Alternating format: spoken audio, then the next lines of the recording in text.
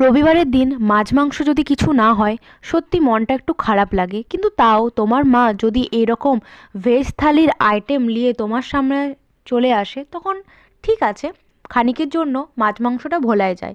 বেগুন ভাজা আমার অল টাইম ফেভারিট, তা নিয়ে আর কিছু বললাম না। মুসুরির ডাল, মুসুরির ডালটা পাতলা পাতলা ঝোল করেছিল, জিরে শুকনো লঙ্কা তারপর রসুন দিয়ে ছকেছিল, তার সাথে একটু লেবু চটকে নিলাম, ভাল লাগে খেতে লেবু চটকে, একটা বাঙালিয়ানা বাঙালিয়ানা ফিল দেয়। তারপর করেছিল বাঁধাকপি ভাজা।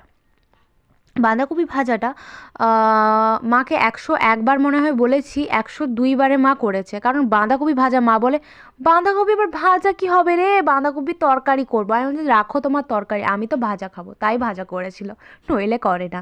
তারপর করেছিল আলু পোস্ত, টমেটো আলু পোস্ত সরি। তো মায়ের টমেটো আলু পোস্ত খেতে খুব ভালো লাগে, মা যখনই করে টমেটো আলু পোস্তই করে, আমার খুব একটা ভালো লাগে না। তো আমি কি করব, মায়ের পছন্দ তো আমাকে তো খেতেই হবে, সোনামুখ করে খেয়ে নিলাম।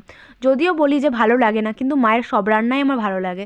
তারপর করেছিল এই পালং শাক, তারপর আলু গাজর দিয়ে আর একটা মেন জিনিস দিয়েছিল, সেটা হলো বড়ি। খুব সুন্দর লাগলো খেতে। তারপর করেছিল ধনেপাতার চাটনি, ধনেপাতার চাটনিটা একটু পাতলা হয়ে গেছিলো, তাও ঠিক আছে, কোনো অসুবিধা নেই।